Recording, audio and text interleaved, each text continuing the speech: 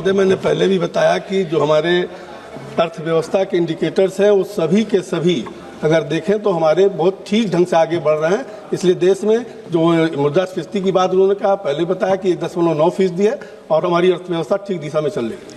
श्री धर्मेंद्र यादव। धन्यवाद अध्यक्ष जी। माननीय वित्त राज्य मंत्री जी का जवाब मैं बहुत ध्यान से सुन रहा था। मैं अपने पूर्व सदस्य के साथ संबद्ध करते हुए, माननीय मंत्री जी, हम अपनी बात नहीं कह रहे, लेकिन पूरा देश प्रधानमंत्री जी की बात को ध्यान से सुनता भी है, मानता भी है।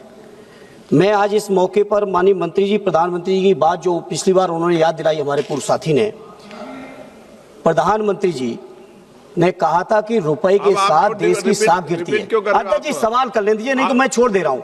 आप नहीं अध्यक्ष जी छोड़ दे रहा हूँ, मैं नहीं ले रहा हूँ। छोड़ दो, बैठ जाओ। मैं छोड़ दे रहा हूँ, कोई दिक्कत नहीं मुझे। चलो, जब सवाल करने नहीं देना अध्यक्ष जी तो आप सवाल पूछो ना, जो एक बार। माननीय मंत्री जी, क्या आज आप इस बात पे कायम है कि प्रधानमंत्री जी की साख रुपए के साथ गिर रही है या नहीं? जो 60 रुपए का 94-95 रुपया हो गया, उसका स्पष्ट जवाब चाहिए, क्योंकि चुनाव जीतने के लिए आप लोगों की बातें कुछ होती हैं और नीतियां बनाने के लिए बातें दूसरी होती हैं। आपने माननीय मंत्री जी, अध्यक्ष जी जवाब में, वित्त मंत्री जी ने जवाब में कुछ देशों का उदाहरण दिया है। दिन रात सरकार के लोग भाषण दे रहे हैं कि हमारी अर्थव्यवस्था दूनी हो गई, 3 नंबर पे पहुंच गई, 4 नंबर पे पहुंच गई। और जब अर्थव्यवस्था के लिए आप जवाब देते हैं रुपए के मुकाबले पे, तो आप उदाहरण के तौर पे दक्षिण कोरियाई बोट कहते हैं, थाई बाट को कहते हैं, फिलीपीन पैसों को कहते हैं। मैं पूछना चाहता हूं, वो दिन कब आएगा हमारे देश का जब हमारा मुकाबला डॉलर से होगा, पाउंड से होगा, यूरो से होगा? जिस तरह चौथी अर्थव्यवस्था की बात करते हो, विकसित देशों से आगे हम कब बढ़ेंगे?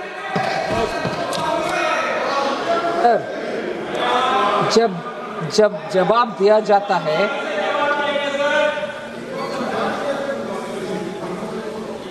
सर, आर्थिक परिस्थिति के ऊपर जब जवाब दिया जाता है, हर आंकड़ा का विवरण के साथ मंत्री जी पंकज चौधरी जी ने जवाब दिया।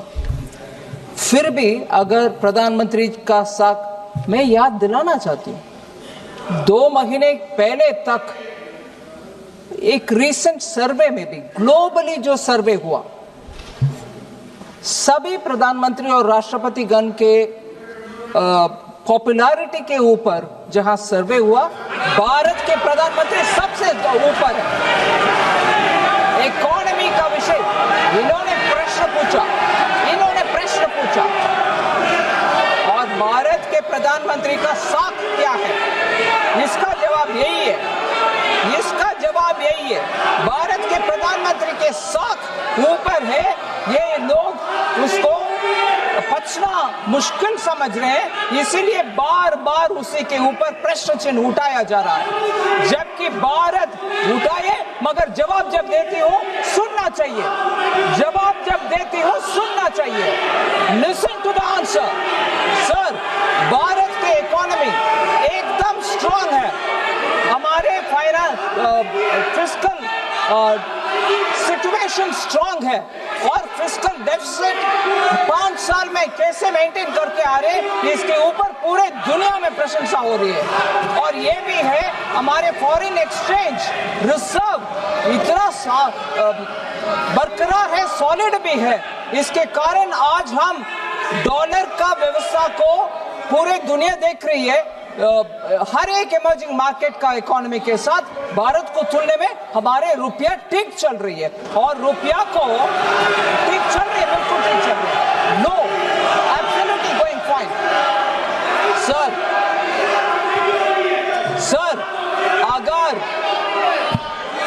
प्रश्न पूछने वाले को कम से कम जवाब सुनने का क्षमता होना चाहिए। They should have the strength to hear the reply. Sir, रुपये का विषय मैं बार बार इसी उदाहरण के साथ बोलना चाह रही हूं। रुपये का विषय में आप सुनिए जवाब, झूठ बोलने के लिए उधर से इधर आ गए। आपके स्थान पर जाइए, अगर स्पीकर साहब बोलेंगे। सर, रुपये के एक्सचेंज रेट के ऊपर अगर इतना चिंता है मैं इनसे याद दिलाना चाह रही हूँ, बाकी सब मैक्रो इकोनॉमिक फंडामेंटल्स जब नीचे गिर गए और फ्रेजाइल 5 में हम आ गए थे, वो समय रुपये के ऊपर चिंता हमारी ओर से हम जताया, मगर आज जब फंडामेंटल सब ठीक ठाक है और दुनिया में इतना चल रही है और हर देश के करेंसी ऊपर नीचे जा रही है, इनको सिर्फ एक विषय इनको पकड़ करके हमारी इकोनॉमी को, हमारे देशवासियों का कृषि को, हमारे देशवासियों का मेहनत को अंडरमाइन करने के लिए हमारी ऑपोजिशन अगर है वो ठीक नहीं है। आज हमारे देश का रिक्वायरमेंट है हमारे अपने जनता का मेहनत को हम कॉग्निसेंस में ले और उसका साथ खड़े रहे, उनके साथ खड़े रहे, ना कि हमारे देश को ही कभी बार बार नीचे दिखाने के लिए ये प्रयत्न जो चल रही है वो गलत है।